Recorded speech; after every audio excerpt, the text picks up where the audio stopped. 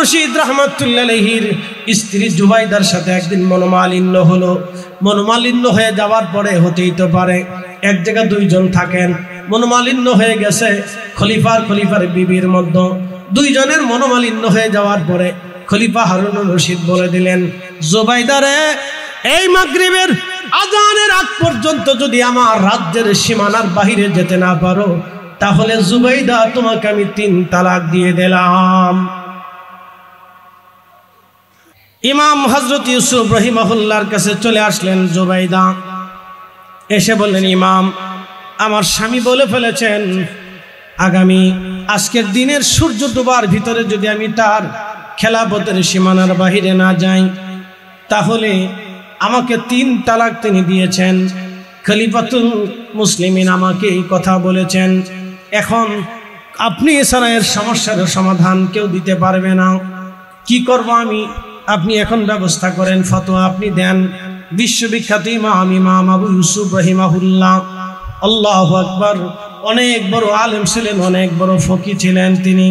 হযরত ইমাম ইউসুফ রাহিমাহুল্লাহ তিনি খাদেমকে বলেন, বেটারা, মসজিদের একটা কোণাতে সুন্দর করে একটা হুজরা বানাও, সুন্দর করে একটা রুম বানাও, এই রুমে বিশ্রামের ব্যবস্থা করো, তাড়াতাড়ি করবে। তখন ইমাম ইউসুফ রাহিমাহুল্লাহ বললেন, ওগো রানী জুবাইদা, আপনি আসরের নামাজের সময় এসে এই মসজিদের ভিতরে আসরের নামাজ পড়ে এই হুজরাতে অবস্থান করবেন, মাগরিবের নামাজ পড়বেন। মাগরিবের নামাজের পরে আমি ফতোয়া দিব আপনি তালাক হইছেন কি হন নাই। সুবহানাল্লাহ। হযরত ইমাম ইউসুফের কথা অনুযায়ী মসজিদের কোণাতে একটা রুম তৈরি করা হলো, এই সুন্দর বিছানাপত্র করা হয়ে দেওয়া হলো, সুন্দর ব্যবস্থা করে দেওয়া হলো। এরপরে আসলেন আসরের নামাজের সময় রানী জুবাইদা। তিনি আসার পরে ইমাম ইউসুফ বললেন, রানী, আপনার হুজরাতে চলে যান, মসজিদের কোনায় জায়গা বরাদ্দ করেছে, আপনি এখানে থাকেন, মাগরিবের নামাজ পড়বেন, তারপরে আমি ফয়সালা দিয়ে দেব আপনি তালাক হয়েছেন কি হন নাই। হযরত ইমাম ইউসুফ রাহিমাহুল্লাহ ইরাকের বাগদাদের সেই বিরাট বড় শাহী মসজিদের ইমাম, তিনি নামাজ পড়াইলেন। নামাজ শেষ হয়ে গেল। খলিফাতুল মুসলিমিন হারুনুর রশিদ আসছেন, চিন্তিত তিনি, হায় হায়, আমি বললাম কি, হলোটা কি? এখন যদি আমার স্ত্রী 3 তালাক হয়ে যায় তাহলে সর্বনাশ হয়ে যাবে। কারণ আমার খলিফার স্ত্রী, আমি আমার জুবাইদা বড় পরহেজগার বিবি, আমি তো তার কারো কাছে হেল্লা দিতে পারবো না। আমার দেশের লক্ষ লক্ষ লক্ষ লক্ষ যুবকরা, হাজার হাজার যুবকরা বাবা খাইয়া, হেন্সি খাইয়া, মদ খাইয়া, তারি খাইয়া, নেশা করে ধ্বংসের মুখে চলে যায়। স্বামী স্ত্রীর তালাক হয়ে যায়, মাকে হত্যা করে, বাবাকে পিটায়, সংসার ধ্বংস হয়ে যায়। সোনার সংসারগুলি নেশা আক্রান্ত হয়ে আমাদের যুবকদের কারণে বহু সংসার ধ্বংস হয়ে যাচ্ছে। সন্তানদেরকে ছেড়ে দিয়ে চলে যায়। আমাদের বাংলাদেশে 5 লক্ষের মতো আছে পথ শিশু। পথ শিশু বুঝেননি? মায়ের পরিচয় নাই, বাপের পরিচয় নাই। চট্টগ্রামের রেল লাইনে বিভিন্ন জায়গা দেখবেন পথ শিশু আছে। এই পথ শিশুদের খাবার নাই, পোশাক নাই, রাস্তাঘাটে ঘুমায়, রাস্তাঘাটে থাকে, বিভিন্ন বাস স্ট্যান্ডে, বিভিন্ন রেল স্ট্যান্ডে, বিভিন্ন নৌবন্দরে, বিভিন্ন জায়গায় ওরা থাকে। ওদেরকে মা বলতে পারে না, কে বাবা তা বলতে পারে না। এমনও শিশু আছে, আবার এমনও শিশু আছে মা জন্ম দিয়ে রেখে দিয়ে চলে গেছে, বাবা জন্ম দিয়ে মার উপরে ছেড়ে দিয়ে চলে গেছে। চট্টগ্রামবাসী মাইকের আওয়াজ বহু দূরে যায়। বাবাজিরা খুব মনোযোগের সাথে শুনবেন, লম্বা সময় নেব না। বলছিলাম লা ইলাহা ইল্লাল্লাহ, আল্লাহ ছাড়া আর কোনো মাবুদ দুনিয়ার সৃষ্টিতে নাই, আল্লাহ ছাড়া কোনো ইলাহ নাই। সেই রব আমাদেরকে বললেন, হে আমার বান্দারা, ফাবি আইয়ি আলাই রাব্বিকুমা তুকাযিবান, আমি আল্লাহর দেওয়া কোন কোন নিয়ামত আছে তুমি অস্বীকার করবে বলো। আমি আল্লাহর দেওয়া কোন কোন নিয়ামত আছে অস্বীকার করবে বলো। সৃষ্টির ভিতরে রব্বুল আলামিন যা সৃষ্টি করলেন সবই মানুষের জন্য বানাইলেন। সূর্য কেন উদিত হয়? সূর্যের আলো দেয়, 1 সেকেন্ড দেরি হবে না, 1 সেকেন্ড দেরি হবে না, আগে উঠবে না, পরে উঠবে না। আল্লাহর নির্ধারিত সীমায় নিয়ে সূর্য উদিত হবে, সূর্য আবার ডুবে যাবে। খুব মনোযোগ দিয়ে শুনবেন। চাঁদ আল্লাহর নির্দিষ্ট সময়ে উঠবে, নির্দিষ্ট কক্ষপথে পরিচালিত হবে। মনোযোগ দিয়ে শুনে যাবেন। আল্লাহর প্রত্যেকটা সৃষ্টি আল্লাহর আইন মেনে চলে, এমন কোন সৃষ্টি নাই যে সৃষ্টি আল্লাহর আইন না মানে। আকাশের সূর্য আল্লাহর আইন মানে। রব্বুল আলামিন কোরআনে বলে দিলেন, আশ-শামসু ওয়াল কমারু বিহুসবানি ওয়ান নাজমু ওয়াশ-শাজারু ইয়াসজুদান। চাঁদ তার নিজস্ব কক্ষপথে পরিচালিত হয়, সূর্য তার নিজস্ব কক্ষপথে পরিচালিত হয় এবং নক্ষত্রগুলি আল্লাহকে সেজদা দেয়। খুব মনোযোগ দিবেন। খালি চোখে আমরা মাত্র 40 কোটি নক্ষত্র দেখতে পারি। শুধু খালি চোখে 40 কোটি নক্ষত্র দেখা যায়। বাদ বাকি নক্ষত্র দেখতে হলে বৈজ্ঞানিক থিওরি নিয়ে নক্ষত্রগুলি দেখতে হবে। হে চট্টগ্রামবাসী, প্রত্যেকটা নক্ষত্র আমার আল্লাহকে সেজদা দেয়, প্রত্যেকটা নক্ষত্র আল্লাহর জিকির করে, প্রত্যেকটা নক্ষত্র তার নিজস্ব কক্ষপথে চলে। কেউ কারো কক্ষপথে যায় না। চাঁদ কখনো সূর্যের লাইনে যাবে না, সূর্য কখনো চাঁদের লাইনে আসবে না। কেউ কারো সীমা অতিক্রম করবে না। কুকুর আল্লাহর দেওয়া সীমা অতিক্রম করে না। দেখবেন এই কুকুর আপনার বাড়ি খায়, আপনার সাথে বেঈমানি করবে না।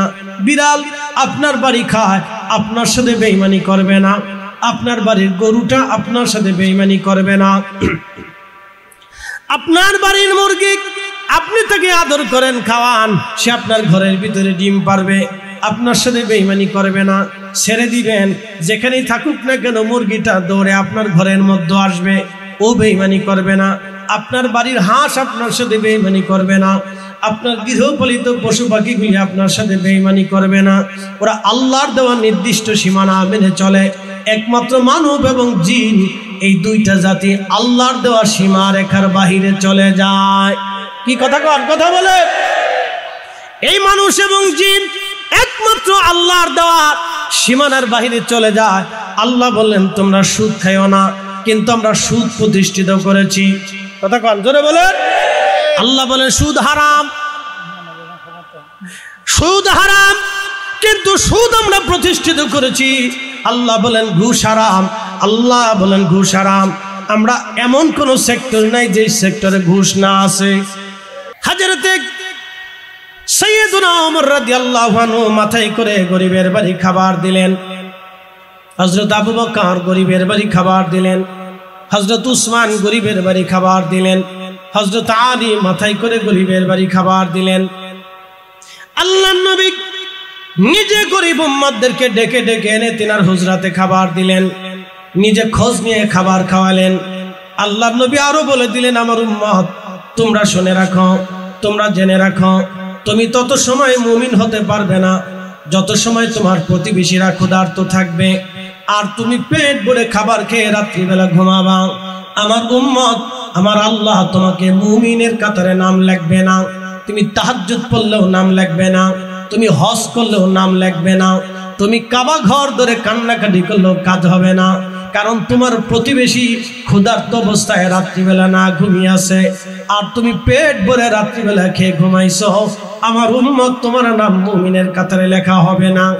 সহিহ মুসলিমে রহমতের নবীজি বললেন, আমার উম্মত কিয়ামতের ময়দানে আল্লাহ আতার বান্দাদেরকে ডাক দেবে, হে আমার বান্দা আব্দুল আলিম, আব্দুল করিম, আব্দুর রহিম, আসো আসো আসো আমার কাছে আসো, দাঁড়াও। আল্লাহ ডাক দেবে, হে আব্দুল করিম, আমি ক্ষুধার্ত ছিলাম, তুমি আমাকে খাবার দাও নাই কেন বলো? শুনিয়া যান, আল্লাহর নবী ডাক দিলেন, আমার উম্মত কিয়ামতের ময়দানে আল্লাহ ডাক দিবেন, আরে আমার বান্দা আমি ক্ষুধার্ত ছিলাম, তুমি কেন আমাকে খাবার দাও নাই? তখন আল্লাহর বান্দা বলবে, হায় রব, বলেন কি, আপনি তো নিজে রাজ্জাক, রিজিক দেনেওয়ালা, আপনি কখন ক্ষুধার্ত ছিলেন? আমার রব, আমার আল্লাহ রব্বুল আলামিন বলবেন, বান্দারে তোমার প্রতিবেশী, তোমার গ্রামবাসী, তোমার এলাকাবাসী না খেয়েছিল। তুমি যদি সেই দিন তার ঘরে খাবার পৌঁছাইতা, তুমি যদি তাকে খাবার খাওয়াইতা, আমার বান্দা আজকে আমি আল্লাহর খাবার খাওয়া হয়ে যাইতো। সুবহানাল্লাহ বলবেন না? হ্যাঁ না, আরো জোরে বলেন, জোরে বলেন, জোরে জোরে। তুমি যদি আমার বান্দার ঘরে খাবার পৌঁছাইতা, আমার ক্ষুধার্ত বান্দারে খাবার খাওয়াইতা, ও বান্দা আমি আল্লাহর খাবার খাওয়া হয়ে যাইতো। আল্লাহ বলবেন, রে বান্দা, আমি তৃষ্ণার্ত ছিলাম, তোমরা সেই দিন আমাকে পানি পান করাও নাই। সেই দিন বান্দারা বলবে, হে রব, আপনি বলেন কি? আমরা আপনি তো নিজেই পানি দেনেওয়ালা, বৃষ্টি বর্ষণওয়ালা, সাগর সৃষ্টি করনেওয়ালা, আপনি তো রিজিক বন্টন করনেওয়ালা, দেনেওয়ালা। আল্লাহ ওয়াতারযুকু মান তাশাউ বিগাইরি হিসাব, আপনি যাকে খুশি তাকে অগণিত রিজিকের মালিক আপনি বানায়া দেন। আল্লাহ আপনি বললেন কি? আপনি তৃষ্ণার্ত ছিলেন, আপনি পানি পান করেন নাই, আপনাকে কেউ পানি দেয় নাই। আল্লাহ বলেন কি? আমার রব সেই দিন ডাক দেবে, হে বান্দা, তোমার প্রতিবেশী তৃষ্ণার্ত ছিল, তোমার এলাকাবাসী তৃষ্ণার্ত ছিল। এর অর্থ হলো আরবের জমিনে পানির বড় অভাব ছিল, পানির বড় কঠিন সমস্যা ছিল। সেই সময় আরবের দেশে এমন মুহূর্ত হয়, স্বর্ণের চাইতে পানির দাম বেশি হয়ে যায়, খাবারের চাইতে পানির দাম বেশি। এই জন্য পানির গুরুত্ব বোঝানো হয়েছে। আল্লাহ বললেন, বান্দারে, তোমার প্রতিবেশী তৃষ্ণার্ত ছিল, পানির অভাবে ছিল, তুমি তাকে পানি দাও নাই, তুমি তাকে খাদ্য দাও নাই, খাবার দাও নাই, তার কলিজা ঠান্ডা বানাও নাই, তার ক্ষুধা নিবারণ করো নাই, তার তৃষ্ণা নিবারণ করো নাই। যদি করতা, আমি আল্লাহর তৃষ্ণা নিবারণ হয়ে যাইতো। চিৎকার মেরে ধরে বলেন না মারহাবা। কঠিন হাসরের মাঠে রব্বুল আলামিন বলবে, হে আমার বান্দারা, আমি অসুস্থ ছিলাম, তোমরা আমার সেবা করো নাই। আল্লাহর বান্দারা বলবে, রব বলেন কি? কি বলেন আপনি? আল্লাহ আপনি বলেন কি? আপনি আবার কখন অসুস্থ হলেন গো রব্বুল আলামিন? আমার আল্লাহ বলবেন, বান্দারে, তোমার প্রতিবেশী, তোমার এলাকাবাসী অসুস্থ ছিল। আল্লাহ ডাক দিবে, হে বান্দা, তোমার এলাকাবাসী অসুস্থ ছিল, তুমি তার সেবা করো নাই, তুমি তার চিকিৎসা করো নাই। টাকার অভাবে আমার বান্দা ওষুধ কিনতে পারে নাই, টাকার অভাবে আমার বান্দা অপারেশন করতে পারে নাই, টাকার অভাবে ভালো ডাক্তার আমার বান্দা দেখাইতে পারে নাই। দুঃখে দুঃখে দুঃখে দুঃখে কষ্ট করে করে ব্যথা নিয়ে নিয়ে আমার বান্দা মারা গেছে। ও বান্দা, সেই দিন যদি তুমি আমার বান্দারে চিকিৎসা করাইতা, সেবা করাইতা, আমি রব্বুল আলামিনের চিকিৎসা করানো হয়ে যাইতো। একবার জোরে বলা যাবে কি মারহাবা? প্রিয় উপস্থিতি হাজিরিন, খুব মনোযোগ দিবেন। মুসলমান চট্টগ্রামবাসী, আমাদের এই সুন্নতগুলি বাস্তবায়ন করার দরকার। নবী বললেন, মান আহাব্বা সুন্নতি ফাকাদ আহাব্বানি, যে আমার সুন্নতকে ভালোবাসে সে আমাকে ভালোবাসে। ওমান আহাব্বানি কানা মাই ফিল জান্নাহ, যে আমাকে ভালোবাসে সে আমার সাথে আল্লাহর জান্নাতে চলে যাবে। চিৎকার মেরে জোরে বলেন না মারহাবা। এই শুনেন, হযরত আলী রাদিয়াল্লাহু তাআলা আনহু, তিনাকে হত্যা করলেন কে? কোনো কাফের করে নাই, কোনো খ্রিস্টান করে নাই, কোনো সনাতনী করে নাই, কোনো বৌদ্ধ করে নাই, কোনো পৌত্তলিক করে নাই, কোনো নাস্তিক করে নাই। তাকে যিনি হত্যা করলেন তার নাম ছিল আব্দুর রহমান মুলজিম খারিজি। এই খারিজি উগ্রপন্থী, উগ্রবাদিতায় বিশ্বাসী ছিল। খারিজিদের আকীদা কি? খারিজেরা বলতো, আমরাই মুসলমান, আমরা ছাড়া আর কেউ মুসলমান নাই। এই কেউ ঝিমাবেন না, আমার দিকে তাকান, এখান থেকে বোঝার অনেক কিছু হচ্ছে। খারিজেরা বলতো, আমরাই শুধু মুসলমান, আমরা ছাড়া আর কোনো মুসলমান নাই। খারিজেরা বলতো, ইনিল হুকমু ইল্লাল্লাহ, আল্লাহ ছাড়া আর কোনো হুকুম মানি না, আল্লাহর কোরআনের বিধান ছাড়া আর কোনো বিধান আমরা মানি না। হযরত আলী রাদিয়াল্লাহু আনহু, ওনার থেকে আলাদা হয়ে গেল 12,000 দলের এক দল। তারা বলল, আমরা আল্লাহর হুকুম ছাড়া আর কারো হুকুম মানি না, আমরা রসুলের হুকুমও মানি না, সাহাবীদের বিধান আমরা মানি না, আমরা শুধু কোরআন শরীফ মানব, আর কিছু আমরা মানব না। দেখেন কত বড় ভুল সিদ্ধান্ত তাদের। কিন্তু আল্লাহ বলে দিলেন, আমি আল্লাহ মানার আগে কোরআন শরীফ তো মানবা, আমার রসুল মানবা, এরপরে সাহাবী মানবা। একসাথে জোরে বলবেন না মারহাবা। আল্লাহ মানবা, নবী মানবা, সাহাবী মানবা, ওলি মানবা, উলামা মানবা। কিন্তু খারিজেরা বলল, আমরা আল্লাহ মানবো, নবী মানবো না, সাহাবী মানবো না, উলামা মানবো না, আমরা আর কাউকে মানবো না। আমরা শুধু আল্লাহ মানব। দেখেন কথা সুন্দর কিন্তু গলদ বিরাট। এই খারিজিদের একজনের নাম আব্দুর রহমান মুলজিম খারিজি। তার কপালের মধ্যে সেজদার চিহ্ন ছিল, বুঝতেই পারতেছেন কালা দাগ ছিল, লম্বা পাগড়ি, সুন্দর দাড়ি, চমৎকার চেহারা, সুন্দর জুব্বা গায়ে দেওয়া। হযরত আলীকে নামাজরত অবস্থায় ছুরিকাঘাত করলেন। হযরত আলী শহীদ হয়ে যাবেন। 3 দিন পর্যন্ত তিনি আহত ছিলেন, রক্তক্ষরণ হলো। 3 দিন পরে তিনি শহীদ হয়ে গেলেন। ওনার জানাজা হলো কুফার মসজিদে। সকালবেলা ফজরের নামাজের পরে জানাজা হয়ে গেল। ওনাকে নিয়ে যাওয়া হলো গোরস্থানে। নিয়ে যাওয়ার পরে একজন খ্রিস্টান অন্ধ মেয়ে দৌড়া এসেছে, কুফার মসজিদের পাশে দাঁড়ায় অন্ধ কাঁদে। লোকেরা বলল, এ অন্ধ মহিলা তুমি কি জন্য কাঁদো? বলতেছে, হে মুসলমানেরা বলো, আমার খলিফা আলী কি দুনিয়াতে আছে না মারা গেছে? অন্ধ খ্রিস্টান মেয়েটা বলতেছিল, হে মুসলমানেরা বলো, আমার খলিফা কি দুনিয়াতে আছে না মারা গেছে? আমার খলিফা দুনিয়াতে আছে না মারা গেছে, তোমরা বলো। তখন খ্রিস্টান মেয়েটা কেঁদে কেঁদে বলতেছিল, হে মুসলমানেরা, তোমরা জানো না আমার খলিফা কত ভালো ছিল। প্রত্যেক রাত্রিবেলা এশার নামাজ পড়ে আমার খলিফা বাইতুল মালে যাইতেন। আমি অন্ধ ছিলাম, চোখে দেখতাম না। আমার খলিফা নিজে হাতে করে আমার জন্য খাবার নিতেন। আমার বাড়িতে যাইতেন, ঘরের দরজার পাশে দাঁড়াইয়া আমার খোঁজ খবর নিতেন। আমি খাই কি খাই না, সুবিধা না অসুবিধা, আমি কেমন আছি। প্রত্যেক রাত্রিবেলা আমার খলিফা আমার খোঁজ নিয়ে তারপরে বাড়ি যাইতেন। শোনো, আজকে 3 রাত হয়েছে আমার খলিফা আমার বাড়ি যায় নাই, আমার ঘরে যায় নাই, কোনো লোক নিয়োজিত করে দিয়ে যায় নাই, লোক মারফত আমার খবর নেয় নাই। তখন আমি বুঝছি আমার খলিফাতুল মুসলিমিন আলী আর দুনিয়াতে নাই। ঠিক আমি যেটা অনুমান করেছি, আমার খলিফা আজকে দুনিয়াতে নাই। আহা, খুব ভালো করে শুনে যাবেন, এটার নাম খোলাফায়ে রাশিদ। খোলাফায়ে রাশিদ হকপন্থী খলিফা। তারা সত্যের উপরে তারা প্রতিষ্ঠিত ছিলেন, কোরআনের বিধানের উপরে তারা প্রতিষ্ঠিত ছিলেন, নবীর সুন্নতের উপরে তারা প্রতিষ্ঠিত ছিলেন। এই জন্য আল্লাহর নবী বললেন, ফাআলাইকুম বিসুন্নতি, তোমরা আমার সুন্নত মেনে চলবে, বা সুন্নাতিল খুলাফায়ে রাশিদিন আল মাহদিন, আমার পরে আমার খুলাফায়ে রাশিদিনের আদর্শ মেনে চলবে। হযরত আলী একজন অন্ধ খ্রিস্টান পরিবারের ঘরে যদি খাবার পৌঁছাইতে পারে, তাহলে আমি মুসলমান হইয়া আমি কেন হিন্দুর বাড়ি খাবার পৌঁছাবো না? আমি মুসলমান হইয়া আমি কেন বৌদ্ধর বাড়ি খাবার পৌঁছাবো না? আমি মুসলমান হইয়া আমি কেন খ্রিস্টানের ঘরে খাবার পৌঁছাবো না? আমরার মুসলমানের কাজ হলো অন্য ধর্মের মানুষদেরকে নিরাপত্তা দেওয়া। আমরার মুসলমানদের কাজ হলো অন্য ধর্মের মানুষের বাড়ি অভাবের ঘরে খাবার পৌঁছানো। কথা বলেন ঠিক কিনা?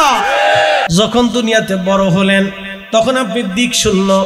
আগামীকাল ফরিদি বেঁচে থাকবে কিনা ফরিদি সাহেব নিজেও জানে না। আজকে রাত এখান থেকে মাহফিল করে যাবে কিনা ফরিদি সাহেব নিজেও জানে না। এবং নিঃশ্বাস ছেড়ে দিয়েছে, গ্রহণ করতে পারবে কিনা ফরিদি সাহেব তাও জানে না। নিঃশ্বাস গ্রহণ করেছে, ছেড়ে দিতে পারবে কিনা ফরিদি সাহেব তাও জানে না। এখানে কেউ জানে না, কোনো বিজ্ঞানী জানে না, কোনো সায়েন্টিস্ট জানে না, রাশিয়ার প্রেসিডেন্ট জানে না, আমেরিকার প্রেসিডেন্ট জানে না, এই সৌদি আরবের রাজা জানে না, বাংলাদেশের উপদেষ্টা জানে না, পৃথিবীর সবচেয়ে বড় সেনাপ্রধান ও বন্ধু সেও জানে না, পৃথিবীর বড় বড় সেনাপ্রধানরাও জানে না, বড় বড় জ্ঞানী ডাক্তাররাও জানে না আগামী মুহূর্ত তার জন্য কি আসবে। আবার যখন চলে যাবে, তখনও কবরে চলে যাবে একা। আসার সময় আসলো একা, কবরে যাওয়ার সময় গেল একা। যাওয়ার সময় একেবারে কিছুই নাই, মাত্র 3টা কাফনের কাপড় বরাদ্দ, এর বেশি কিছু নিতে পারে নাই। ব্যাংকে পড়ে আছে হাজার হাজার কোটি টাকা, জমিনে আছে হাজার হাজার বিঘে সম্পত্তি, অনেক বড় বড় ইন্ডাস্ট্রি গ্রুপের মালিক, বিরাট বড় ক্ষমতা, তিনি মাননীয় রাষ্ট্রপ্রধান। কোনো লাভ হবে না, কবরে একা, কবরে একা, কবরে একা। বিরাট বড় রাষ্ট্রপতি, যাওয়ার সময় মাত্র 3টে কাফনের কাপড়। বিরাট বড় অর্থমন্ত্রী, যাওয়ার সময় 3টে কাফনের কাপড়। বিরাট বড় স্বরাষ্ট্রমন্ত্রী, যাওয়ার সময় কাফনের কাপড়। বিরাট বড় ক্ষমতাওয়ালা সেনা প্রধান, যাওয়ার সময় 3টে কাফনের কাপড়। বিরাট বড় পুলিশ প্রধান, যাওয়ার সময় 3টে কাফনের কাপড়। এর বেশি কিছু বরাদ্দ হবে না। কথা বলেন ঠিক কিনা? তারপরেও মানুষ চুরি করে, তারপরেও মানুষের গরিবের রক্ত চুষে খায়। কি কথা কন না? তারপরেও মানুষ গরিবের রক্ত চুষে খায়। আমিরুল নামে এক ভদ্রলোক চিঠির মধ্যে, চিরকুটের মধ্যে লিখলেন, খাবারের অভাবে, ঋণের চাপে আমি নিজে আত্মহত্যা করলাম, আমার কলিজার টুকরা সন্তানদেরকে হত্যা করলাম, আমার বিবিকেও হত্যা করলাম। একই পরিবারের 4 জন মিলে নিজেরা নিঃশেষ হয়ে গেল, আত্মহত্যা করলো। কিসের জন্য? খাবারের জন্য। এদেশে কারো ব্যাংকের মধ্যে হাজার হাজার কোটি টাকা আছে, খাবারের তার অভাব নাই, কিন্তু আমার দেশের আমিরুল খাবারের অভাবে মরে গেল, আত্মহত্যা করলো। এদেশের কত বড় বড় ধনীরা, সাতক্ষীরার ভিতরে ধনীর অভাব ছিল না, ব্যাংকে টাকা আছে, গোডাউনে খাবার আছে, তারপরও আমাদের দেশের আমিরুল পরিবার সহ আত্মহত্যা করলো। কারণটা কি? একটাই মাত্র কারণ, এই জমিনে আমার নবীর আদর্শ নাই। যদি রসুলের আদর্শ থাকতো, আল্লাহর কসম আমিরুলের আত্মহত্যা করা লাগে না। কথা কন না কেন? ঠিক কিনা? আমরা শুধু মনে করি পাগড়ি মাথায় দিয়ে রাস্তায় হাঁটলে বুঝি বিরাট সুন্নত আদায় হয়ে যাবে, বা জুব্বা গায়ে দিয়ে হাঁটলে বুঝি সুন্নত আদায় হয়ে যাবে। কিন্তু না, গরিবের বাড়ি খাবার পৌঁছাই দেওয়া ছিল অরিজিনাল সুন্নত, আমরা পৌঁছাইতে পারি নাই। আর আমার দেশের কিছু আলেমরা আছে, ওই মিলাদুন নবী বন্ধ করো, ওই ফাতেহা বন্ধ করো, ওই মিলাদ বন্ধ করো, ওই দোয়া বন্ধ করো, ওই বুকের উপরে হাত বেঁধে নামাজ পড়ো, ওই তারাবির নামাজ 8 রাকাত বানাও, ওই বেতরের নামাজ 1 রাকাত বানাও। মনে হয় ওরে দুনিয়াতে শয়তানি করার জন্য আল্লাহ টেন্ডার দিয়ে পাঠাইছে। শয়তানি টেন্ডার তো শয়তান নিয়ে দুনিয়াতে আসছে, শয়তানি টেন্ডার তো কোনো আলেমের হওয়ার কথা না। আমার মসজিদে ভেজাল বাড়ানোর কথা ছিল না, আমার সমাজে ভেজাল বাড়ানোর কথা ছিল না। মিলাদুন নবীর মাহফিলের জন্য বন্ধ করার জন্য তো তোমাকে বলা হয় নাই, দোয়া বন্ধ করার জন্য তো তোমাকে বলা হয় নাই। তোমাকে বলা হয়েছিল এই জমিনে ইনসাফ প্রতিষ্ঠিত করার জন্য। আমার দেশের হাজার হাজার হাজার হাজার বিচার সালিশ হয়, হাজার হাজার বিচার সালিশ হয়, টাকা দিয়া অন্যায় বিচার হয়। গরিবের পক্ষে বিচার হয় না, ধনীর পক্ষে বিচার হয়ে যায়। যার লোক বেশি তার পক্ষে বিচার যায়, তার পয়সা বেশি তার পক্ষে বিচার যায়। আমার দেশের হাজার হাজার গরিব মানুষ জমি বুঝে পায় না, জায়গা বুঝে পায় না, ঘর বুঝে পায় না, টাকা বুঝে পায় না। এমনও বহু মানুষ আছে যারা দিন আনে দিন খায়, খাবার পায় না। আমাদের আলেমদের দায়িত্ব ছিল গরিব মানুষের ঘরে খাবার পৌঁছানো, আমাদের দায়িত্ব ছিল দুনিয়াতে ইনসাফ প্রতিষ্ঠিত করা। কথা বলেন ঠিক কিনা? খলিফা হারুনুর রশিদের স্ত্রীর নাম ছিল জুবাইদা। নাম কি? জুবাইদা। যদি কোনোদিন হজে যান, আরাফাতের মাঠে যাবেন। আরাফাতের মাঠ, এই আরাফাতের মাঠ পর্যন্ত একটা নহর 25 মাইল দূর থেকে, ঝর্ণা থেকে একটা নহর টেনে এনেছেন তিনি। একটা নহর নালা তৈরি করে দিয়েছেন, ড্রেন। সেই জমানাতে 25 মাইল দূরে, আপনি গেছিলেন না? একবারে 25 মাইল দূর থেকে একটা নহর আনা হয়েছে। এই নহরের নাম হলো জুবাইদা, নহরে জুবাইদা। হযরতে জুবাইদা রাহমাতুল্লাহ আলাইহা, তিনি সেই মহিয়সী নারী। লক্ষ লক্ষ কোটি কোটি হাজীদের জন্য তিনি শত শত বছর ধরে তার খেদমত চলমান ছিল। শত শত বছর ধরে তার খেদমত চলমান ছিল। আরাফাতের হাজীদের যাতে পানির কষ্ট না হয়, সেই জন্য তিনি নহর বানিয়ে দিয়েছিলেন। নহরের নাম নহরে জুবাইদা। তিনি হজ করতে এসে আরাফাতের মাঠে আসার পরে দেখলেন হাজীদের বিরাট বড় কষ্ট হয়।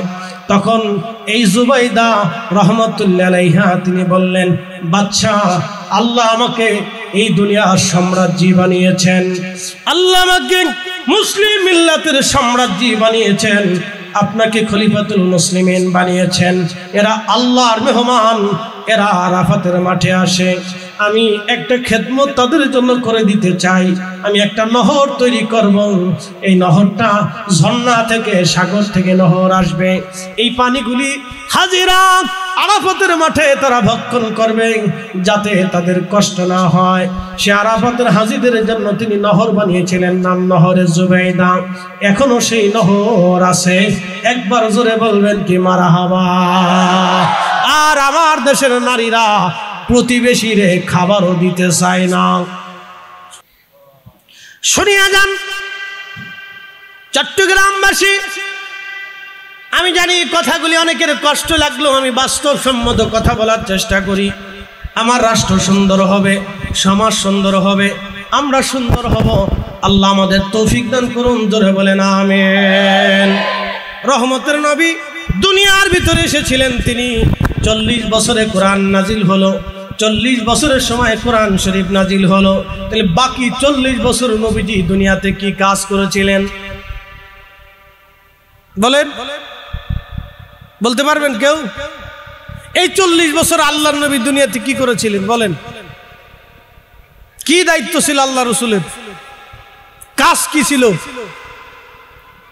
আল্লাহর নবীর একটা কাজ ছিল এই 40 বছরে, সেই কাজটা হলো আমানতদারিতা। নবী কখনো আমানত নষ্ট করেন নাই, মিথ্যা বলেন নাই, ধোঁকা দেন নাই, মারামারি করেন নাই, হত্যা করেন নাই। আরো একটা কাজ ছিল রহমতের নবীর, হিলফুল ফুজল সংগঠন করিয়া আমার নবী ওই গোত্রে গোত্রে মারামারি, খুন খারাপি আর রক্তপাত বন্ধ করার জন্য, শান্তি প্রতিষ্ঠিত করার জন্য নবী চেষ্টা করেছিলেন। কথা বলেন ঠিক কিনা? আমরা করছি কি? মারামারি লাগাইতে মসজিদায় একদল সৌদি আরব থেকে ফেরত হয়েছে, ও আইয়ে কইতেছে কে এইটাই সঠিক, তোরা যারা এমনি মানছ এটা ভুল। ওরা শতান কোথাকার, তোর তো আল্লাহ এই জন্য তো সৌদি আরব থেকে বাংলাদেশে পাঠাইছে না। তুই বাংলাদেশে আইছ, তুই সৌদি থাক যা। এই চট্টগ্রামে ইসলাম এনেছে কে? সাদ বিন আবি ওয়াক্কাস রাদিয়াল্লাহু আনহু 1450 বছর আগে তিনি এখান থেকে এসে আরাকান হয়ে মায়ানমার দিয়ে থাইল্যান্ডের পাশ দিয়ে সাগর পার হয়ে তিনি ইন্দোনেশিয়া মালয়েশিয়ার পাশ দিয়ে একেবারে চীনের গুয়াংজু পর্যন্ত কালেমার দাওয়াত পৌঁছে দিয়েছিলেন। তার 100 বছর পরে বদর শাহ আউলি আসলেন, তার 100 বছর পরে হযরত বাইজিদ বুস্তামি, তার 100 বছর পরে 12 আউলি আসলেন, তারও 300 বছর পরে 360 আউলি আসলেন, তারও বহু বছর পরে বহু অলিরা আসছেন, তারও আগে অলিরা এসেছেন। অলিরা এসে কালেমার দাওয়াত দিয়েছেন। যদি অলিরা বুকের উপরে হাত বাঁধতেন তাহলে আমার দেশের 18 কোটি মানুষ বুকের উপরে হাত বাঁধত। অলিরা নাভির নিচে বেঁধেছেন, 18 কোটি মানুষ নাভির নিচে হাত বাঁধে। কথা বলেন ঠিক না? শুনি আইসা আমার বেদাতি বানাইতে, কি আশ্চর্য! আজ পর্যন্ত পতিতালয় থেকে একটা মেয়ে এনে তারে তুমি মানুষ বানাইতে পারো নাই। তুমি এসে দেশে নবীর দুরূদ সালাম বন্ধ করার জন্য শয়তানে চিন্তা করে আমি যেটা করতাম সেটা ও করে দিতেছে। অসুবিধা, কষ্ট হচ্ছে আপনাদের? চলবে? একসাথে বলেন চলবে। আল্লাহ চালাইবার তৌফিক দিক বলে না। আমি চিন্তা করি ব্রাহ্মণবাড়িয়া মানুষ কোত্থেকে? ব্রাহ্মণবাড়িয়া, হ্যাঁ মারহাবা পেলেন না?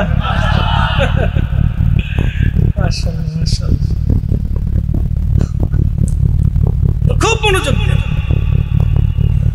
আল্লাহর দুনিয়াতে আমাদেরকে কি দায়িত্ব, কাজ কি? খালি কামাই করবেন আর খাবেন আর ঘুমাবেন নাই তো এই তো কাজ না। এটা কাজ আল্লাহ আর একটা দিচ্ছে, দারুণ কাজ দিচ্ছে। সেই কাজ আমাদেরকে আঞ্জাম দিতে হবে। চমৎকার কাজ দিচ্ছে। শোনেন, আমরা কিন্তু কুকুর না, আমরা মানুষ। শোনেন, আমরা কিন্তু বন্য প্রাণী না, আমরা মানুষ। শোনেন, আমরা কিন্তু বাকি 4 লক্ষ প্রজাতির জীব এবং জানোয়ার না, আমরা মানুষ। আল্লাহ আমাদেরকে শ্রেষ্ঠত্ব দিয়েছেন, আশরাফুল মাখলুকাত বানিয়েছেন। আমরা মানুষ, আমরা মানুষ। শোনেন, যে বেটা রাষ্ট্রের টাকা চুরি করে ও মানুষ না, এটা জানোয়ারের চাইতে নিকৃষ্ট। কুত্তা খায় কিন্তু বেঈমানি করে না। যারা গরিবের হক নষ্ট করে, ও নিজেও খায়, বেঈমানিও করে, ও মানুষ না, ও কুকুরের চেয়ে নিকৃষ্ট। কথা বলেন ঠিক কিনা? আপনি মানুষ পাইলেন কই? দেশে বহু অমানুষ আছে, মানুষের সংখ্যা খুব কম, খুব কম মানুষের সংখ্যা। প্রিয় উপস্থিতি, খুবই মনোযোগের সাথে শুনবেন। আমি যে কথাগুলি বলছিলাম মনোযোগ দিবেন। রব্বুল আলামিন আমাদেরকে দুনিয়াতে পাঠাইলেন, পৃথিবীতে আসলাম আমরা মানুষ, আশরাফুল মাখলুকাত। আমাদের কাজ কি, করণীয় কি? রব্বুল আলামিন আমাদের কিছু কিছু কাজ দিয়েছেন, যে কাজগুলি আমাদের অত্যন্ত দরকার। এই যে আপনারা আজকে আসলেন, ছোট ছোট বাচ্চারা মাহফিল সাজাইছে, ওরা কিন্তু মেম্বারি চেয়ারম্যানি টেন্ডারবাজি চান্দাবাজি করবে না। ওরা কেন মাহফিলটা দিল? ইশকে রসুলের মহাব্বতে, আমার রসুলের মহাব্বতে ওরা বাগান সাজাইছে, ছোট ছোট বাচ্চারা সাজাইলো, যুবকরা ইন্তজাম করলো, পরিশ্রম করলো, সাজাই শেষ করে না। আমরা দাওয়াত দিচ্ছি, প্যান্ডেল করছে, মাইকিং করছে, আরো কত কিছু, তাবারুকও রান্না করছে, আপনাদেরকে খাওয়াবে। এই মানুষের ভিতরে আবার এক মানুষ আছে, এক টুকলা নিয়ে আরো 2 টুকলার ধান্দা করবে।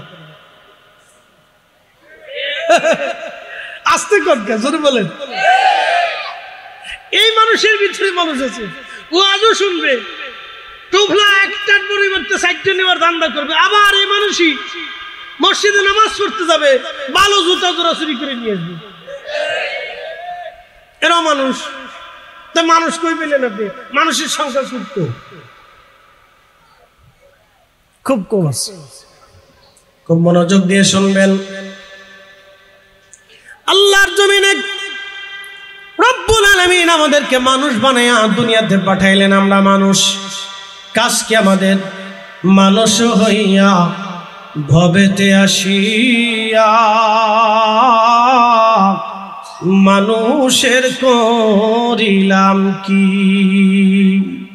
মানুষ হইয়া ভবেতে আসিয়া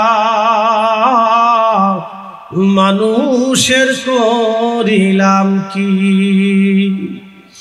নবী না মানিলাম কি যে ভুল করিলাম, নবী না মানিলাম কি যে ভুল করিলাম, ভস্মে ডালিলাম ঘি।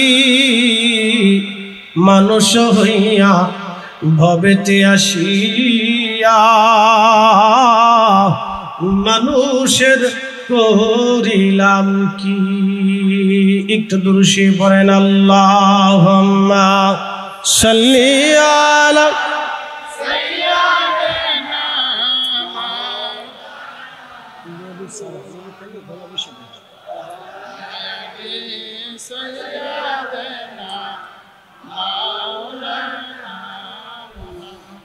হয় না, আরো জোরে জবান খুলে আল্লাহুম্মা সাল্লি আলা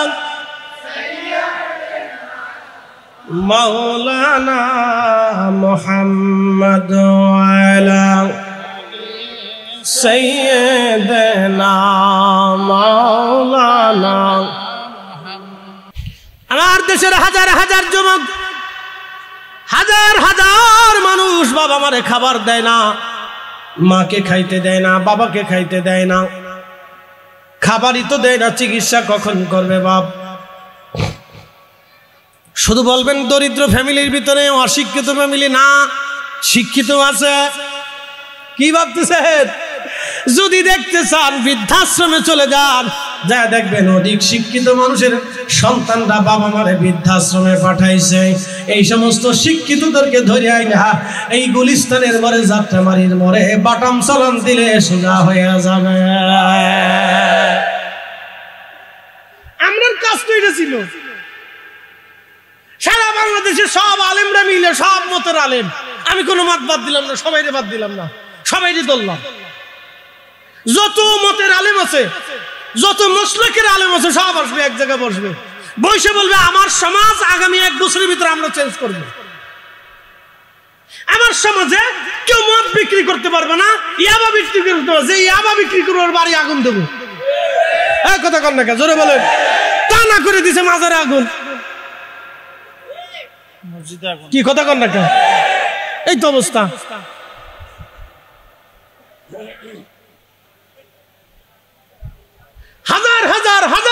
যুবকরা নেশায় আক্রান্ত হয়ে কত সংসার নষ্ট হয়েছে, কত বাবা মা ধ্বংস হয়ে গেছে, তার কোনো হিসাব নাই।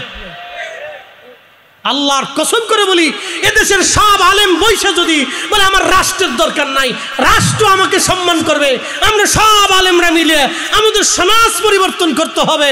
আগে আমাদের দেশে ইনসাফ প্রতিষ্ঠিত করতে হবে, ঘরে ঘরে ক্ষুধার্তর ঘরে খাবার দিতে হবে, অভাবীর ঘরে খাবার দিতে হবে, যে জমি বুঝে পায় না তার জমি বুঝাই দিতে হবে, আদিল হতে হবে, ন্যায় বিচার প্রতিষ্ঠিত করতে হবে। আল্লাহর কসম করে বলি, আমরা সব আলেমরা বৈশা যদি এদেশে ইনসাফ প্রতিষ্ঠিত করতে পারতাম, তাহলে বাংলার আকাশে সুখের বাতাস প্রবাহিত হতে থাকতো। কথা বলেন ঠিক কিনা? এত ওয়াজ লাগে, এত বুঝাইতে হয়, এত তেল মালিশ করতে হয়।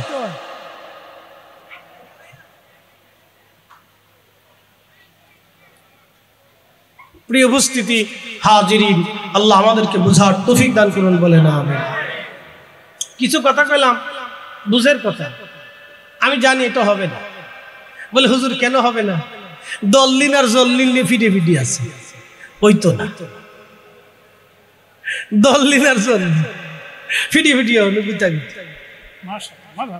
ওই তো না।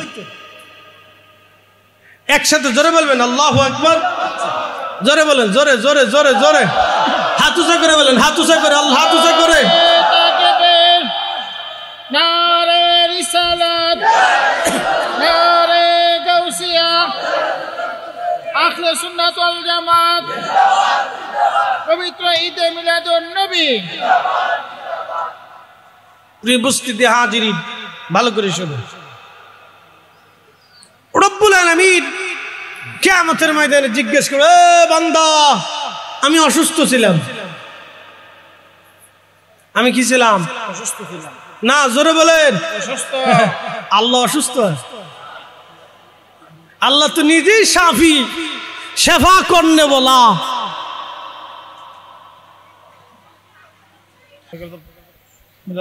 এটা একটা মিথ্যা কথা। আমি ব্রাহ্মণবাড়িয়ার মানুষের পক্ষে। হবিগঞ্জে কয়দিন আগে মারামারি লাগছে, বিশ্বযুদ্ধ, সারাদিন মারামারি। আমার ফরিদপুরে সিঙ্গারা নিয়ে লাগছে, সারা শহরে ফিটে ফিটে। কে কারে ফিটে, কিসের জন্য ফিটে কেউ কইতে পারে না, পরে কয় সিঙ্গারা নিয়ে লাগছে।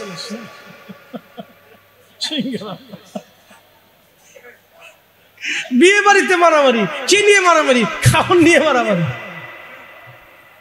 কি অবস্থা আমার দেশে, কত অসুস্থতা আপনি একটু চিন্তা করেন, ভাবেন, এটা ভাবেন।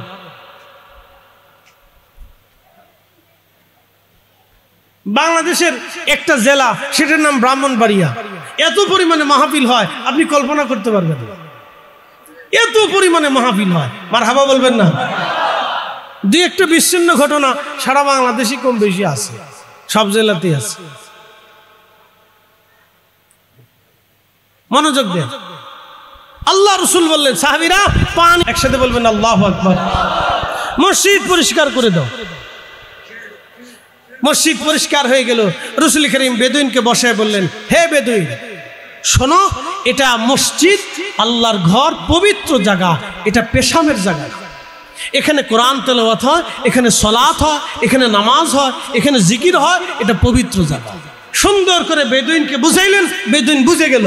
একসাথে বলবেন না মারহাবা? না, আরো জোরে জোরে জোরে বলেন, জোরে। হ্যাঁ, এটার নাম ইসলাম। এটা রাসূল শিখিয়ে গেছে। হ্যাঁ, এটাই শিখিয়ে গেছেন। যদি বলেন রাসূল একটা ভুল ছিল, তাহলে আপনি ঠিক করে দেন।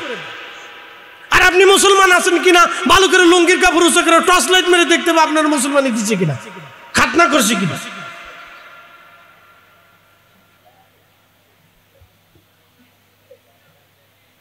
এটা ইসলাম, আল্লাহর নবী শিখিয়ে গেছে। এগুলি শিখেন, এগুলি শিখেন, এগুলি শিখা জরুরি, এগুলি বোঝা জরুরি।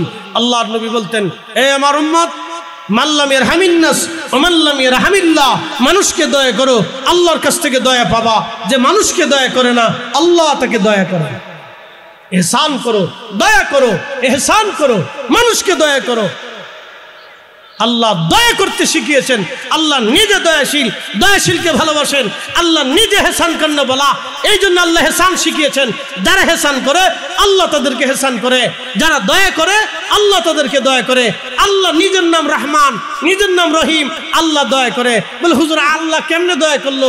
এই যে বৃষ্টি দেয়, এই যে বৃষ্টি দেয়, এই যে খাবার দেয়, এত আল্লাহর অবাধ্য হলেন।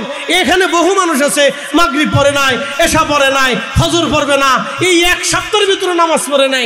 বহু আছে জুমার নামাজটাও পড়ে নাই, তারপরে আল্লাহ তারে খাবার দেয়, অক্সিজেন দেয়। বহু মানুষ আছে জীবনেও কোনোদিন আল্লাহকে আল্লাহ বলে স্বীকার করে না। পাথরের সামনে, প্রতিমার সামনে, মূর্তির সামনে, সূর্যের সামনে, আগুনের সামনে, নগরের সামনে, ওই কি বলে আপনার এই সূর্যের সাগরের সামনে মাথা নত করে সেজদায় পড়ে পূজা অর্চনা করে, তাকেই খোদা মানে, তাকেই প্রভু বিশ্বাস করে। তারপরে আল্লাহ তারে খাবার দেয়, তার রিজিক দেয়, নিঃশ্বাস দেয়, সূর্য উঠায়, আলো দেয়, বৃষ্টি দেয়, তার অসুস্থতা সুস্থ করে। আল্লাহ তারপরেও দয়া করে। একসাথে বলবেন না মারহাবা? আল্লাহ তারপরেও দেয়। এই জন্য তার নাম রহমান, এই জন্য তার নাম রহিম। যদি দুইটা নাম না থাকতো তাহলে পৃথিবী ধ্বংস হয়ে যেত, সূর্যের আলো বন্ধ হয়ে যাইত, পৃথিবীতে আগুন ধরে যাইত, সাগর শুকিয়ে যাইত, বৃষ্টি বন্ধ হয়ে যাইত, পাথর পড়া শুরু হতো, জমিনের ভিতর থেকে আগুন বের হতো। আল্লাহ রহমান, আল্লাহ রহিম। এই জন্য যে দয়া করে আল্লাহ তাকে ভালোবাসে, যে দয়াশীল আল্লাহ তাকে ভালোবাসে। এই জন্য রসুলের নাম ছিল রাহমাতুল্লিল, জোরে বলেন রাহমাতুল্লিল, একসাথে বলেন রাহমাতুল্লিল বিল মুমিনিনা রাউফুর রহিম, বিল মুমিনিনা রাউফুর রহিম, বিল মুমিনিনা রাউফুর রহিম। দয়া করাকে নবী দয়া করতেন, দয়াশীল ছিলেন, নবী রহমত ছিলেন, রহমাতুল লিল আলামিন ছিলেন। রসুলের জমানাতে যুদ্ধ হলো, বহু যুদ্ধ। মক্কা বিজয় হলো, বদরের যুদ্ধ হলো, ওহুদের যুদ্ধ হলো, হুনাইনের যুদ্ধ হলো। রসুল করিম নিজে যুদ্ধে ছিলেন, নিজে যুদ্ধ উপস্থিত ছিলেন। আল্লাহ নবী যুদ্ধ করার আগে রসুল করিম সাহাবে কিরামের সামনে দাঁড়ায় বলতেন, হে সাহাবীরা, তোমরা খোদার জমিনে খোদার কালেমা, খোদার আইন, খোদার দিন, খোদার বিশ্বাস, খোদার দেওয়া পতাকা, আমি রসুলের দেওয়া আদর্শ বাস্তবায়নের জন্য তোমরা আজকে এক বিশাল বড় প্রতিরোধ আর দুশ্মনের সামনে তোমরা দাঁড়িয়েছ। যারা জমিনে আল্লাহকে মিটিয়ে দিতে চায়, তোমরা তাদের সামনে আজকে দাঁড়িয়েছ। শোনো, জয় পরাজয় অস্ত্র দিয়ে, ক্ষমতা দিয়ে, শক্তি দিয়ে কখনো জয় পরাজয় হয় না। জয় পরাজয় আল্লাহর আসমান থেকে বাজেট হয়। যদি আল্লাহ আমাদেরকে বিজয় দান করে, তাহলে শোনো, তোমরা কোনো বন্দীকে হত্যা করবে না। শোনো, কোনো যুদ্ধবন্দীকে হত্যা করবে না। শোনো, কোনো যুদ্ধবন্দীর মাল সামানাকে, যুদ্ধবন্দীর বাড়ি ঘরে তোমরা হামলা করবে না। কোনো বৃদ্ধকে হত্যা করবে না, কোনো নারীকে হত্যা করবে না, কোনো শিশুকে হত্যা করবে না, কারো মাল সামানা কেড়ে আনবে না, কারো বাড়ি আগুন দেবে না, ফসলি জমি নষ্ট করবে না, গাছ কেটে ফেলবে না। তোমরা কোনো ফসলি জমি নষ্ট করবে না, গবাদি পশু হত্যা করবে না, ধরে নিয়ে আসবে না, জুলুম করবে না, অন্যায় করবে না, বাড়ি ঘর পোড়াবে না। আর বাংলাদেশে যুদ্ধ করা লাগে না। এক গ্রাম আর এক গ্রামে মারামারি লাগলে, এক এলাকা আর এক এলাকায় মারামারি লাগলে, যে এলাকা ঠকে যায় ওই এলাকার বাড়ি ঘর গরু ছাগল সব ধরে নিয়ে চলে আসে। ইস, এরা আবার মুসলমান দাবি করে, এরা আবার নিজেকে মানুষ বলে দাবি করে। লজ্জা করা উচিত। কথা বলেন ঠিক না? কি আশ্চর্য! মাঝে মধ্যে আমি চিন্তা করি, এদের কি শিখাইলো কে? কতটা মুসলমান আমরা, কালমা পড়নে বলা জাতি, এখনো পর্যন্ত অনেক কিছুই শিখি। আমরা কালমা পড়নে বলা জাতি, এখনো পর্যন্ত অনেক কিছু শিখেই দিই।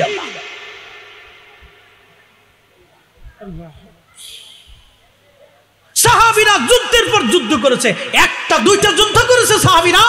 রাম সাম্রাজ্য বিজয় করেছে, পার্সিয়ান সাম্রাজ্য বিজয় করেছে সাহাবায়ে কেরাম। ও সাহাবীদের জীবনে কোনো নারী হত্যার রেকর্ড নাই, সাহাবীদের জিন্দেগিতে কোনো শিশু হত্যার রেকর্ড নাই, সাহাবীদের জিন্দেগিতে কারো বাড়ি ঘরে আগুন দেওয়ার রেকর্ড নাই, সাহাবীদের জিন্দেগিতে কোনো পশু হত্যার রেকর্ড নাই, সাহাবীদের জিন্দেগিতে কোনো মাল সামানার এই বাড়ি ঘর থেকে সাজ করে নিয়ে আসার কোনো রেকর্ড নাই, সাহাবীদের জিন্দেগিতে এইভাবে কোনো নারীকে ধর্ষণ করার রেকর্ড নাই। একসাথে বলবেন আল্লাহু আকবার। না জোরে বলেন, জোরে বলেন। পৃথিবীর বিরাট বড় কুফফার বাহিনীর সাথে লড়াই করেছে পার্সিয়ান সাম্রাজ্য। বুঝেন, 4000 বছর ধরে যারা পৃথিবীতে টিকে ছিল, তাদের সাথে জিহাদ করেছে সাহাবীরা। রোম সাম্রাজ্য ৭,০০০ বছর ধরে যারা পৃথিবীতে সাম্রাজ্য করেছে তাদের সাথে সাহাবে کرام সামনে সামনে রেখে মুখে মুখ রেখে বুকে বুক রেখে মাত্র ১০-১৫ হাজার মুজাহিদ নিয়ে লক্ষ লক্ষ রোমান সৈন্যদের সাথে তারা জিহাদ করেছে। মুতার প্রান্তরে ৩,০০০ সাহাবী নিয়ে ২ লক্ষ কাফেরের সাথে সাহাবে کرام বুক চেতিয়ে লড়াই করেছে, জিহাদ করেছে। তারপরও সাহাবে کرامদের হারাইতে পারে নাই। তারপরেও সাহাবে کرام সেই দিনে সেই কঠিন সময়ে সাহাবে کرام কোনো নারীকে এনে ধর্ষণ করে নাই, কারো বাড়ি আগুন দেয় নাই, কারো মাল সামানা লুট করে নাই। সাহাবীরা সেই সময় তো জিহাদ করেছে। ১৪৫০ বছর পরে এত দিন, এত ইউটিউব, এত চ্যানেল, এত লেখাপড়া, বিশ্ববিদ্যালয়ের ছেলে পড়াশোনা করে ও গরু চুরি করে নিয়ে আসে, এই মাদ্রাসায় পড়া ছেলে অন্যের বাড়ি হামলা করে নিয়ে এই কাঁথা কম্বল চুরি করে নিয়ে আসে। আশ্চর্য! এদেরকে দিন কে শিখাইল? কে শিখলো এইভাবে বলেন?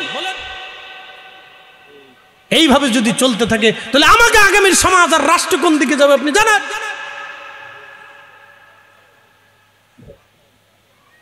ওরে মুসলমান, আমাদেরকে শিখতে হবে। বলে কি শিখবো? সাহাবায়ে کرامের আদলে শিখবো। বলে শিখতে হবে কি শিখবো? রসুলের আদর্শে শিখতে হবে। কথা বলেন ঠিক না বেটি? নবীর আদর্শে শিখতে হবে আমাদের। প্রিয় উপস্থিতি আমার, এগুলো আমাদের বোঝা জরুরি দায়িত্ব, এগুলো আমাদের শোনা জরুরি দায়িত্ব। আল্লাহ কেন দুনিয়াতে পাঠাইলেন? কাজ কি আমাদের? কি কাজ আমাদের? বলেন, আমাদের কাজ ছিল ক্ষুধার্তর ঘরে খাবার পৌঁছানো, আমরা ব্যর্থ হচ্ছি। আমাদের কাজ ছিল অসুস্থকে সেবা দেওয়া, আমরা ব্যর্থ হয়েছি। আমার দিকে তাকান, উন্নত বিশ্বের দিকে তাকান, ইউরোপের দিকে তাকান। তারা একটা কুত্তা অসুস্থ হলে ডাক্তারের কাছে নিয়ে চিকিৎসা করা। তাদের দেশে একটা কুত্তা আপনি মেরে দেখেন তো, মানুষ তো আরো পরের কথা, আপনি একটা কুকুর মেরে দেখেন, পুলিশে আপনাকে টানতে টানতে ধরে নিয়ে জেলখানার ভিতরে দিয়ে, তুই কুকুর মারলি কেন? তোকে কে মারতে অনুমতি দিয়েছে? সেই সিচুয়েশন থেকে আমাদের সিচুয়েশনে ওরা দেখেন তো, ওরা অনেকে ধর্মকর্মই মানে না, ও ধর্ম বুঝেই না ওরা, কিন্তু ন্যায়ের উপরে নীতির উপরে তারা অটল। অথচ আমরা কলমাপন্ন বলা জাতি এখনো পর্যন্ত মারামারি কইরা আরেকজনের বাড়ি আগুন দিয়ে এরপর খাতা কম্বল, এই সোনা দানা টাকা পয়সা গরু ছাগল হাঁস মুরগি ভেড়া বকরি চুরি করে নিয়ে আসি, বাড়ির ঘরে ডেকসি পাতিল চুরি করে নিয়ে আসি। লজ্জা করা উচিত, শরম করা উচিত আমাদের।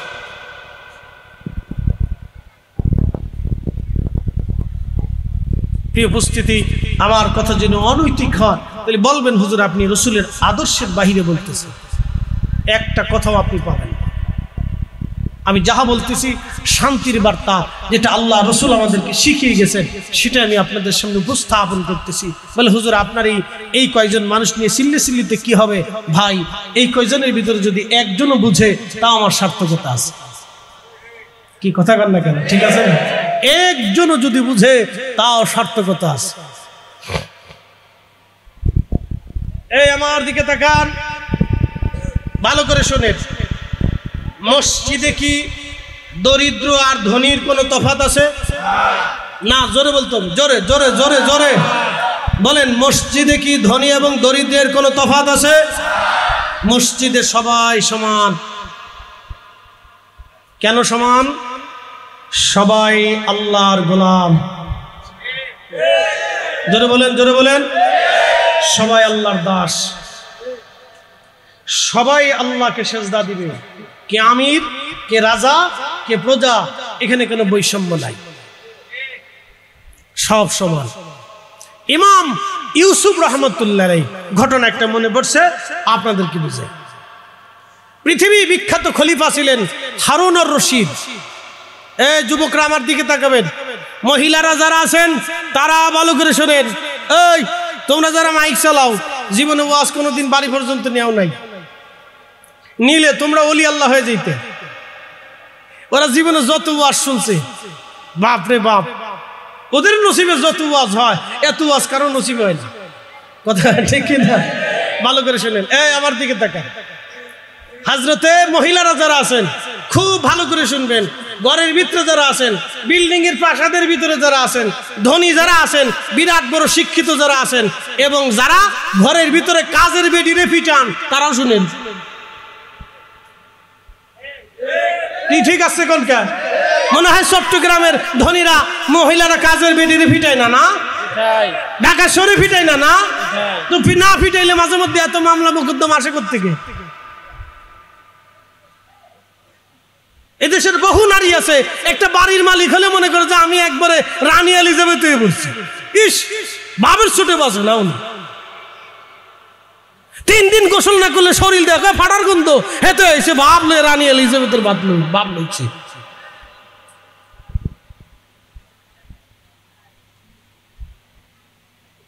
মন খারাপ করবেন না, কথা শক্ত বলতে হবে, না বললে অনেকে বুঝবে না। শিক্ষিত মানুষ যদি মূর্খের চাইতে নিম্ন ধরনের হয়ে যায়, তাহলে জাতি অন্ধকারের দিকে নিমজ্জিত হবে। এই জন্য আমাদেরকে কোন ভাষায় কথা বলতে হবে। একসাথে বলেন আল্লাহু আকবার। খলিফা হারুন রশিদ কত বড় খলিফা একটু বুঝাই। বর্তমানে Iran, Iraq, Oman, Yemen, Qatar, Dubai, Kuwait, Bahrain, Saudi Arab, Jordan, মিশর, Lebanon, Libya, Tunisia, Algeria, Nigeria, Sudan, বাকিটার বললাম না। এই 17টা একবারে সর্বনিম্ন ধরেন। যে বাংলাদেশ কয়টা বাংলাদেশ হবে? কয় শত বাংলাদেশের সমান হবে? এত বড় মিল্লাতের খলিফা হারুন রশিদ তার স্ত্রী খেলাফতের অর্থ দিয়া কখনো নিজে খেতেন না, বাজার করতেন না, খাইতেন না। তিনি টুপি বানাইতেন, টুপি সেলাই করে টুপি বিক্রি করে যেই টাকা আসতো ওই টাকা দিয়ে বাজার করে যাহা আসতো, রুটি হলে রুটি খেতেন, না হলে খেজুর হলে খেজুর খেতেন, না হলে না খেয়ে থাকতেন। আসতে হয়ে গেল না? জোরে বলেন, জোরে বলেন।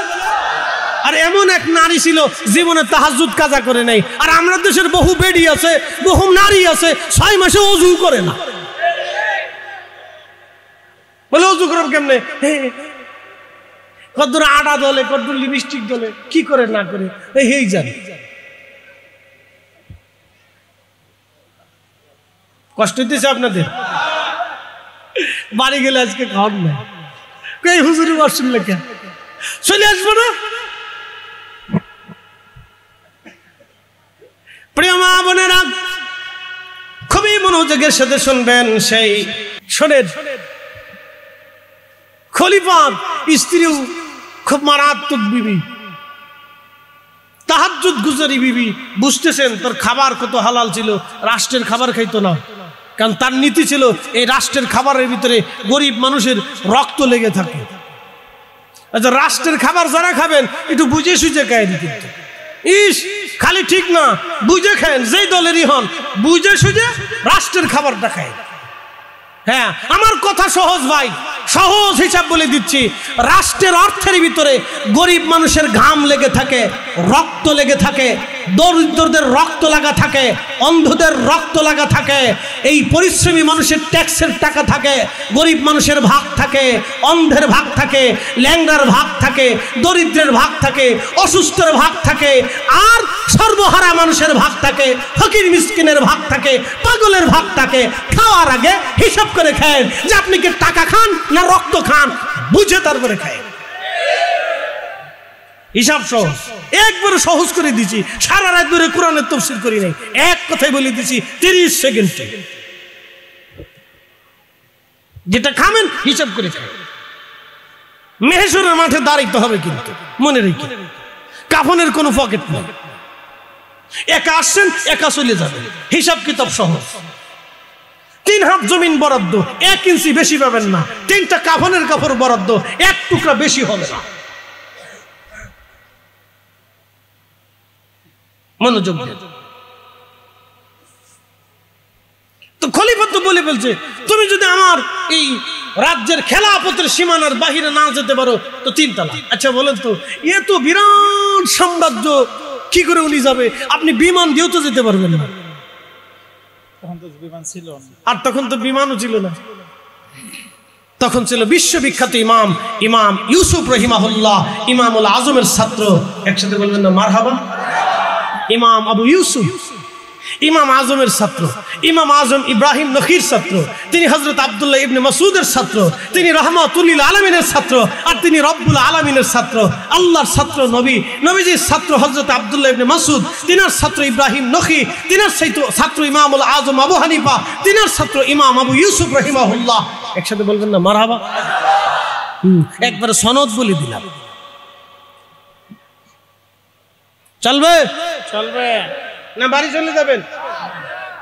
আর একটু চলো, 10টা মিনিট চলবে?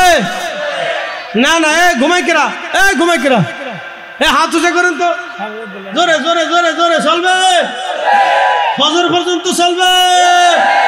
হ্যাঁ ঠিক আছে, থাকা লাগবে না। আপনার যে কইছেন চলবে, আল্লাহ লিখে ফেলছে। আলহামদুলিল্লাহ, মারহাবা কর। নিয়ত করছেন, আল্লাহ লিখে ফেলছে। নিয়ত করার সাথে আল্লাহ লিখে ফেলছে। সারা রাতের নেকি আজকে হয়ে গেছে। আলহামদুলিল্লাহ, আলহামদুলিল্লাহ। মারহাবা কর। আমি দেই নেই, আমার দেওয়ার অধিকার নেই, উনি দিছেন। যিনি আপনারা এখানে নিয়ে আসছেন তিনি দিছেন। যিনি আকাশের সূর্যের ব্যবস্থা করেছেন উনি দিছেন। যিনি জমিনকে সিক্ত করেছেন উনি দিয়েছেন। ওনার কোনো অভাব টভাব নাই। উনি খয়রাতি না, ভিখারি না। উনি হচ্ছেন সর্বকুলের সর্বসময়ের মহামালিক, মালিকুল মুলক। তুতিল মুলকা মান তাশাউ ওয়া তানজিউল মুলকা মিম্মান তাশাউ ওয়া তুইজ্জু মান তাশাউ ওয়া তুযিল্লু মান তাশাউ। তিনি সব দেন, তিনি রাজত্ব দেন, তিনি ছিনিয়ে নেন, তিনি ইজ্জত দেন, তিনি ছিনিয়ে নেন, তিনি রিজিক দেন, তিনি ছিনিয়ে নেন, তিনি ধনী বানান, তিনি দরিদ্র বানান, তিনি ভিখারি বানান, তিনি অসুস্থ বানান, তিনি সুস্থ বানান, তিনি সব দেন। তিনি হায়াত দেন, তিনি মৃত্যু দেন। আমরা উনার মুখাপেক্ষী। এ কথা শেষ, ওয়াজ শেষ, ভালো করে শুনেন। মহিলারা কি আসে না ফলে চলে গেল? যে শার্টিং দিছি আজকে, যতই ওয়াজ করেন স্টার জলসা শেষ হবে না। খালি ঠিক নাম দিছে বিসমিল্লাহ চটপটি হাউস। বাপ রে বাপ, যে এমনি খায় তার হিসেব নাই।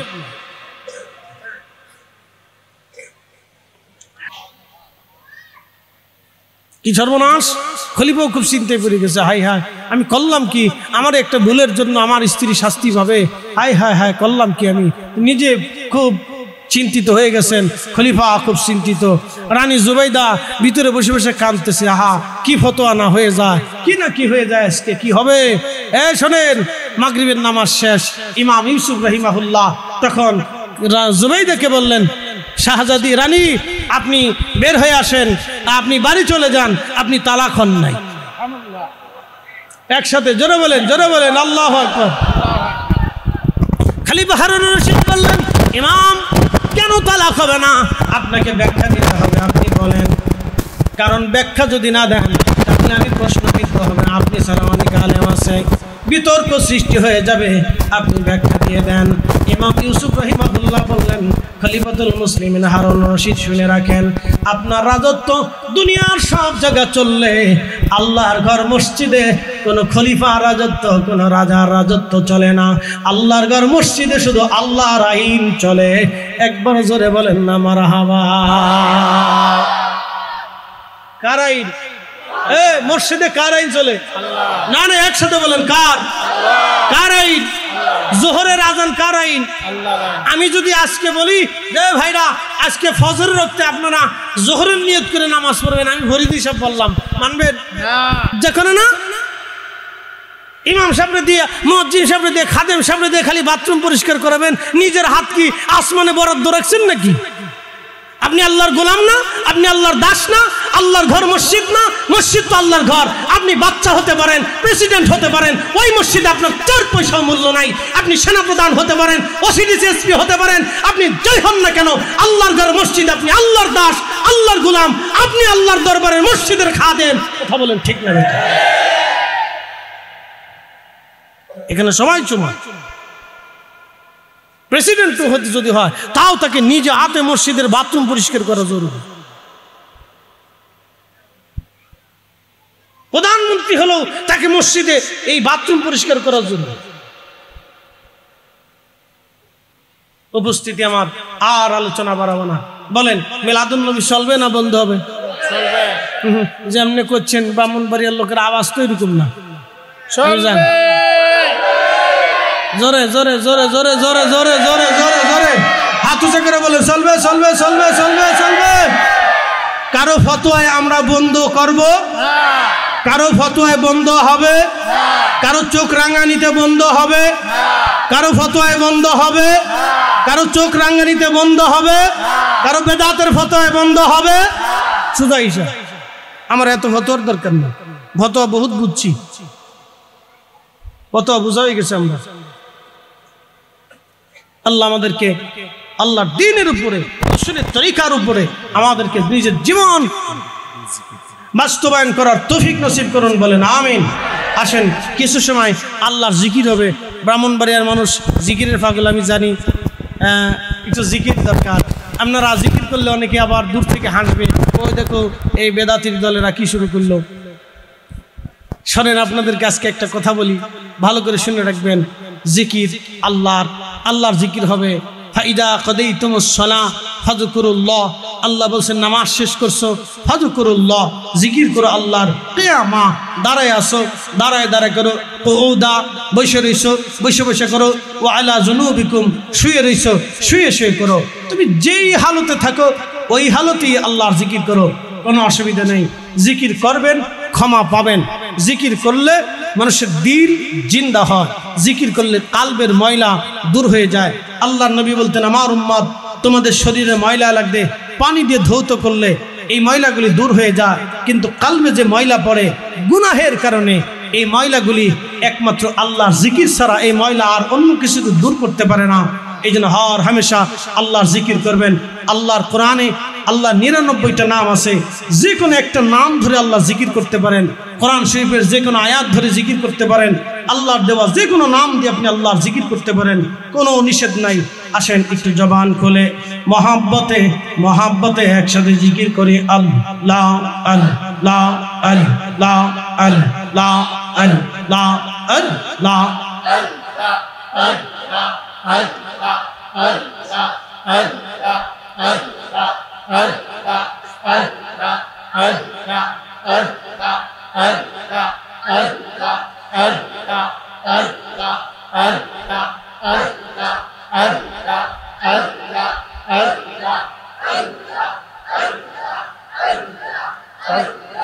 আল্লাহ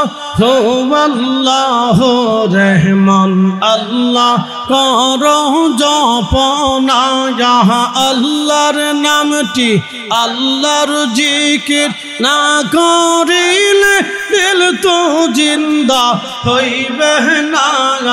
আল্লাহ আল্লাহ রহমান আল্লাহ করো জপনা, আল্লাহ আল্লাহ আল্লাহ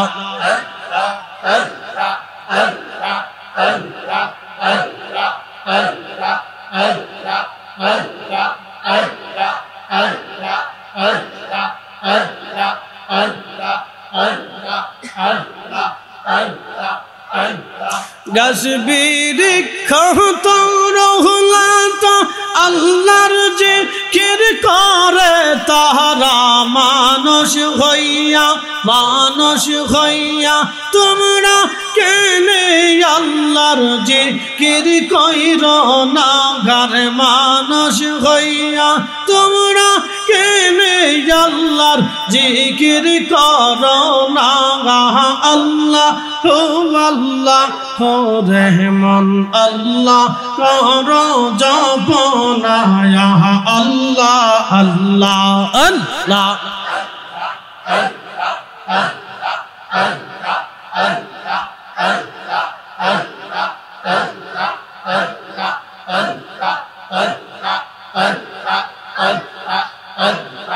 আসমান জমিন গ্রহ তারা তোমরা আল্লাহর জিকির করে তাহারা গাছবি রিক্ষা তোরওলাতা আল্লাহর জিকির করে তাহারা মানুষ হইয়া তোমরা কেনে আল্লাহর জিকির করো না আল্লাহ হু আল্লাহ হু রহমান আল্লাহ করো জপনা আল্লাহ আল্লাহ আল্লাহ আল্লাহ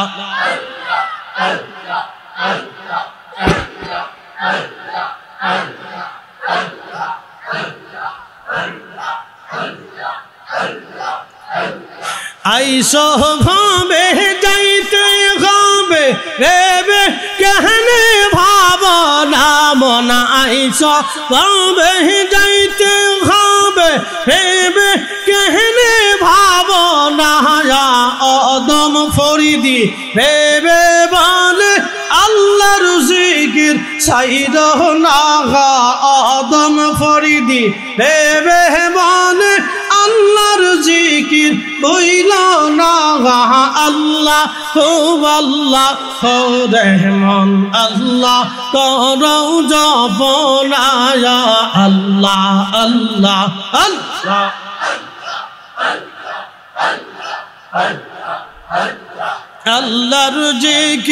আল্লাহর জিকির না করিলে দিল তো জিন্দা হইবে না আল্লাহর জিকির না করিলে দিল তো জিন্দা হইবে না আল্লাহ হু আল্লাহ হু রহমান আল্লাহ করো জপনা আল্লাহ আল্লাহ এই জবান খোলে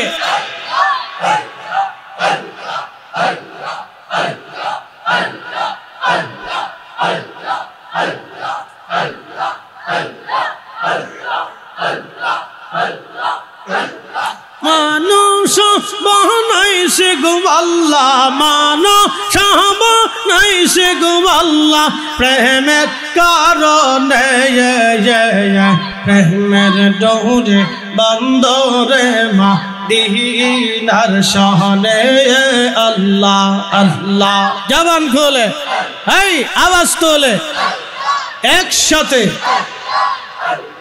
হাবিবকে পাঠাইছে গো আল্লাহ হাবিবকে পাঠাইছে গো আল্লাহ প্রেমের কারণে প্রেমের ডোরে বন্দরে মা দিনার শহরে আল্লাহ আল্লাহ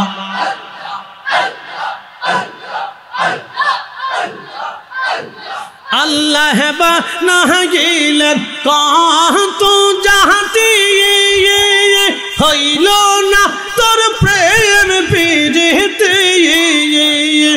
অবশেষে মানুষ বানায় অবশেষে মানুষ বানায় প্রেমের কারণে প্রেমের ডোরে বন্দরে মা দিনার শহরে আল্লাহ আল্লাহ আল্লাহ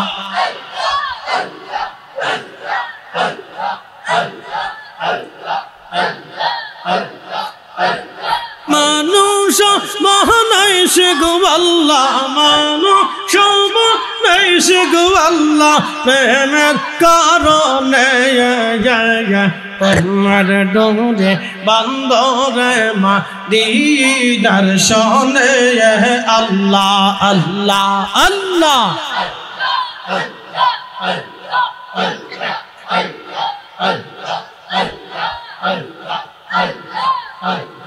লা ইলাহা ইল্লাল্লাহু মুহাম্মাদুর রাসূলুল্লাহ সাল্লাল্লাহু আলাইহি ওয়াসাল্লাম। মাহফিল হবে কি হবে না? মিলাদুন নবীর মাহফিল চলবে কি চলবে না? আল্লাহ কবুল করুক, সকলেই জোরে বলেন আমিন। এসেছেন যত নবী সকলের ইমাম সালাম